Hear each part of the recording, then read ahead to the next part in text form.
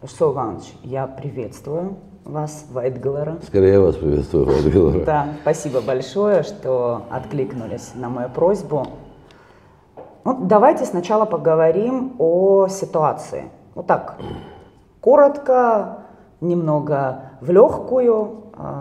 Несмотря на кажущееся такое затишье, в стране все равно, тем не менее, происходят события. Плохие, хорошие, разные, да? Разные, да. Ваше мнение? Ну, во-первых, здравствуйте. По поводу вашего вопроса. Диалог общества с властью продолжается, несмотря на то, что власть сменилась. Безусловно, есть позитивные моменты, ну и есть, к сожалению, негативные моменты. Вот. Вчера я внимательно смотрел ваш репортаж, вот, и должен сказать, что косвенных признаков, указывающих на то, что экс-власть занималась уговариванием стратегического союзника применить санкции в отношении граждан Абхазии, стало слишком много. Вот, давайте перечислим. Я бы хотел их перечислить. Вот помогите мне, пожалуйста, вспомнить, если что-то забуду. Вот, протокол Совета Безопасности, из которого следует, что мэр города Сухуми Беслан Федорович Эшба говорил о том, что вот есть, клеймил, скажем так, оппозиционные силы страны в протурецком влиянии, в формировании антироссийских настроений и далее по списку. Вот. Впоследствии всплыл копия письма, направленного министром иностранных дел в Российскую Федерацию. Но был еще протокол, в котором как бы проговаривались тоже просьбы о санкциях. Протокол заседания, да, который вообще неизвестно откуда взялся, и потом косвенно сам факт этого заседания подтвердил президент, бывший экс-президент страны. По большому счету, то, что происходит сегодня в обществе, те санкции, которые применяются в отношении граждан Республики Абхазия, перекликаются с той информацией, которую мы получаем в виде ксерокопий документов и прочего. В этом смысле никакого диссонанса нет, как говорится. Ситуация примерно такая, какой она могла бы быть, в случае, если все эти документы являлись бы подлинными. Вот. А так, диалог общества и власти продолжается. Когда в обществе значительная часть недовольна действиями власти, власть, если она умная власть, она пытается либо объяснить свою позицию, либо изменить свое отношение к тем или иным вопросам. Те санкции, которые пытаются применить, причем своих сил не хватает, понимаете, определенно своих сил не хватает. Если в действиях наших граждан наша власть усматривает состав преступлений, казалось бы, по логике, у нас есть все институты государственной власти. И все силовые ведомства представлены, и следственные подразделения представлены. Привлечь человека к уголовной ответственности и призвать его публично к ответу за его действия. Все инструменты и механизмы у нашей власти есть, у нашего государства есть. Понимаете? Но, видимо, не уверены в своих силах и не уверены в своей правоте. Именно поэтому приходится к соседу обращаться. Я считаю, что власть, если она мудрая, если она вменяемая власть, в первую очередь должна наладить отношения со своим обществом. Санкции направлены на то, чтобы запугать общество. Ну, скажу таким образом, какая-то часть испугается, а какая-то разозлится. И не надо быть историком или не надо быть там особо одаренным, спросить хотя бы у старших, какое количество нашего абхазского народа злилось, а какое пугалось за последние 100 лет. Вот, если лень спросить, я вам говорю, большее количество абхазов злилось, нежели пугалось. И последние события это показывают. Я уверен, что если власть не сможет найти общий язык с обществом, то эти события обязательно повторятся. У меня в этом нет никаких сомнений. Со значительной частью общества. Теперь вопрос, что считать значительным? Наверное, у каждого своя шкала значительности. Да? Я считаю, что 43% это значительно. Проголосовавших против. Давайте рассматривать с этой позиции. Не с позиции проголосовавших за оппозицию, а проголосовавших против той команды, которая сегодня идет во власть. Понимаете? И здесь очень нехорошие признаки, кстати, очень нехорошие тенденции для власти. Это нужно понимать. Вы описали довольно, честно скажу, такую плачевную Почему картинку, плачевную? в том смысле, что вот бездействие власти, вообще ничего, по сути. Что, на ваш взгляд, в такой ситуации должна делать власть? Давайте начнем с общества. Давайте. Потом уже подойдем к тихо-тихо действиям власти. Я считаю, что общество должно обратиться в органы прокуратуры с тем, чтобы органы прокуратуры провели проверку процессуальную на предмет состава признаков преступления, предусмотренного соответствующей статьей. У нас в Уголовном кодексе есть целая глава «Преступление против интересов государства».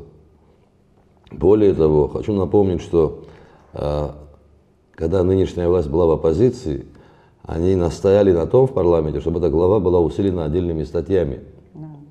Вот, хочу напомнить об этом, да. Для кого они это делали, загадка, конечно. Но я думаю, самое время обратиться к этой главе. В отношении конкретных чиновников провести проверку. Делать это элементарно. Как проводится проверка, если вам интересно, я расскажу. Да, очень просто. Надо идти в МИД, в СГБ. Есть журнал исходящей документации. И документы, которые появились в сети, на них указаны, если не ошибаюсь, исходящие номера. Проверить, какой документ под этим исходящим номером ушел. В конце концов, опросить бывших руководителей отдельных ведомств. Может, они скажут, да, это мы писали, наша позиция такая, готовы ее обосновать. Может такое тоже быть, мы же не знаем.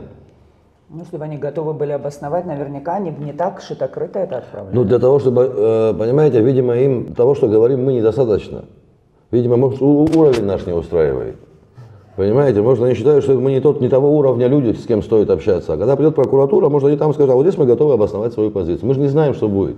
Для этого надо пойти и спросить, правильно? Исур Иванович, но не могу не отметить, что уровень доверия к прокуратуре за последние годы, ну, если я скажу... Ну вот шанс его восстановить. У прокуратуры. Уровень доверия, конечно. Вот уровень, понимаете, доверие органов государственной власти формируется подобным образом. Когда органы государственной власти действуют в интересах общества. Понимаете? Вот тогда общество ему начинает доверять. А когда общество не доверяет отдельным структурам, это звонок для руководителей страны. Вы понимаете, когда руководитель устраивает лично кого-то в руководстве страны, не устраивает общество, вот там уже формируется конфликт общества и власти, понимаете? И это в первую очередь должны понимать руководители нашей страны. И такого рода вопросы необходимо снимать, а не прятаться от решения этих проблем. Они сами по себе не рассосутся, они будут накапливаться.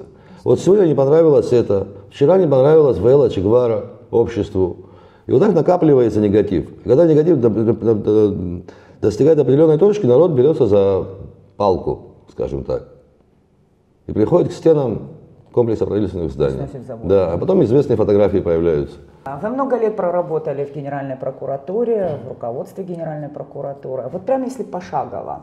Вот представитель общества. Я обратилась условно там, в Генеральную прокуратуру с просьбой... Не с требованием, а с требованием. С требованием провести проверку. Да. Что делает прокуратура? Начинает проверку по логике вещей. Либо отвечает вам, почему она эту проверку проводить не будет. Понимаете как? Они должны обосновать свою позицию, почему они не будут проводить проверку. Понимаете? Ну, то есть вера в то, что генеральный прокурор, который много лет проработал вместе с тем или иным чиновником, который, собственно, писал ту или иную анонимку, да, под видом министерства там, или другой силовой структуры, вы правда верите в то, что он захочет? Я не говорю о своей вере или невере, я говорю о том, что он обязан делать. И не генеральный прокурор должен обязать, не генеральный прокурор обязан делать, это обязаны делать подчиненные прокуроры ему, без его указания, понимаете? А он должен надзирать за тем, чтобы они это делали законно. Это не от его желания зависит, хочу сделаю, хочу не сделаю. Он обязан надзирать за тем, чтобы подчиненные ему прокуроры выполняли свои должностные полномочия в полном объеме. Понимаете? Здесь не зависит от желания или нежелания, есть закон, его требования.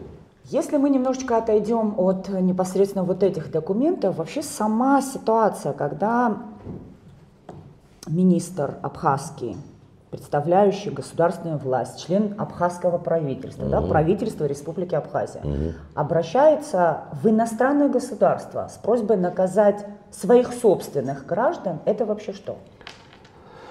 Это позиция чиновника абхазского, за которую он должен нести ответственность. Либо он должен ее отстаивать, понимаете, если он чиновник, если он гражданин достойный своей страны, либо он должен ее отстаивать, либо нести ответственность. Но это не говорит о слабости государства, когда сами не могут, вы об этом говорили, сами не могут, либо у них нет на это оснований, либо не знаю еще что, и потому просят. Нисва, когда у власти нет аргументов перед своим обществом, власть, это значит, власть неуспешная. А неуспешная власть начинает заниматься тем, о чем вы говорите. Начинает просить соседа, делегировать свои полномочия другому и так далее, и так далее, и так далее. Все, ничего здесь сложного нет. Все как в жизни. Когда человек свою правоту не чувствует, начинает родственников собирать, друзей собирать и так далее. Когда человек прав, он идет и сам отстаивает свои интересы. То же самое здесь, понимаете. Если у них была бы позиция понятная и верная, поддержанная обществом, им не приходилось бы обращаться в органы спецслужбы сопредельного государства, они бы сами решали свои вопросы с теми, кто с их позицией не согласен. Понимаете? Они бы отстаивали эту позицию публично. Понимаете? Вот у нас были, скажем так, трения с властью, да?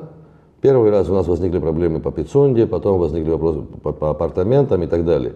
Вот я рекомендую слушателям, да, вот нашим, сесть и посмотреть в интернете, какое количество людей выступило за, и какое количество деятелей, общественных граждан страны выступили против.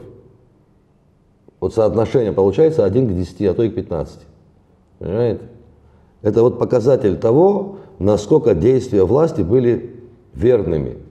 И насколько были поддержаны обществом, насколько популярны были в обществе.